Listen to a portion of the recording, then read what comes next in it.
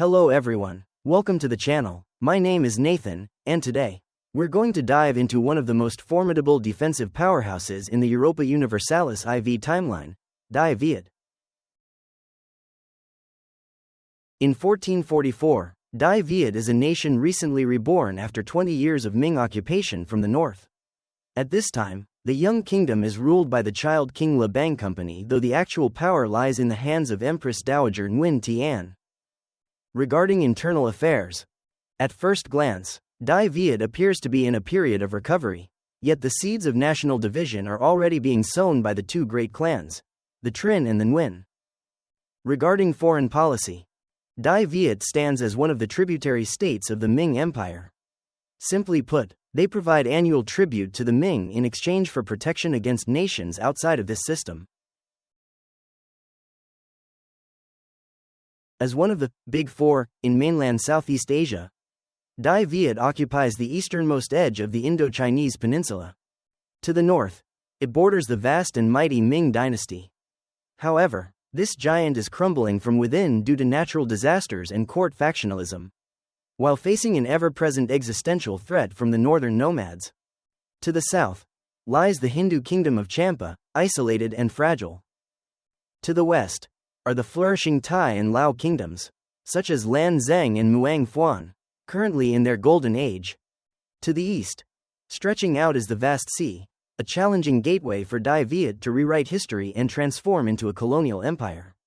The Spain of Asia. The backbone of Dai Viet is shielded by the Trong Son mountain range, preventing enemies from severing its vital veins during Western conflicts.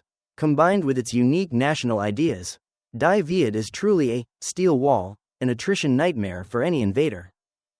However, while Dai Viet sits in an ideal defensive position, it faces significant diplomatic constraints and a narrow, challenging path for future expansion. VB. In 1444, Dai Viet stands as the only nation with Vietnamese culture and one of the few followers of Mahayana Buddhism. However, an event will soon trigger, allowing you to convert to Confucianism, a religion that enables the integration and assimilation of other faiths. We will dive deeper into this in another video. With its unique geography, religion, and culture, finding allies at the start for Dai Viet is exceptionally difficult. But that won't be a major issue, because soon enough, everyone will be crushed under the weight of Dai Viet's infantry and superior firepower. iVoice powered by VB.vn.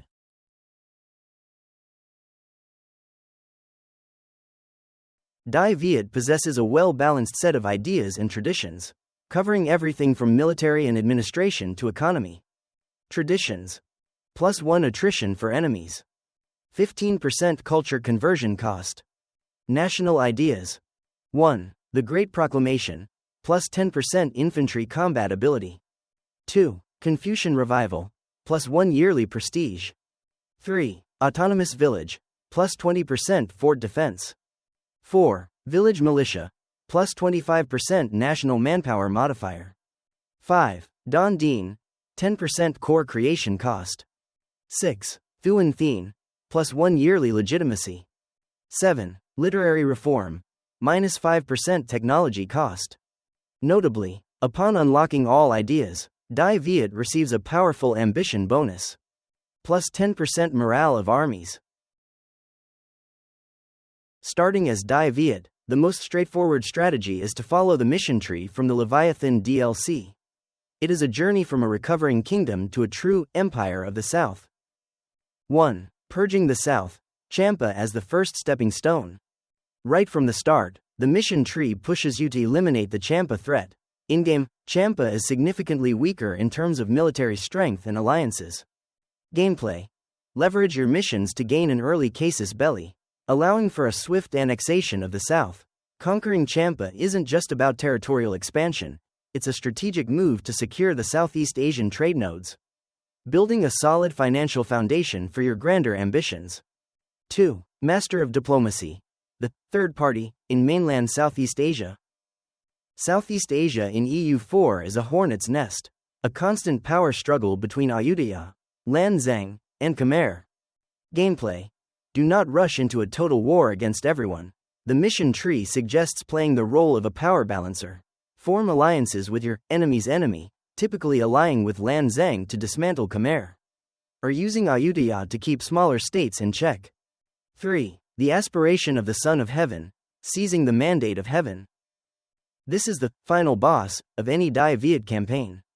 Once you have spread your wings and consolidated enough power from the southern lands, your ultimate goal lies to the north. Gameplay. Patiently wait for the Ming dynasty to weaken, either through low mandate or internal revolts. The mission tree provides massive buffs specifically designed to go toe-to-toe with this colossus. The final strike.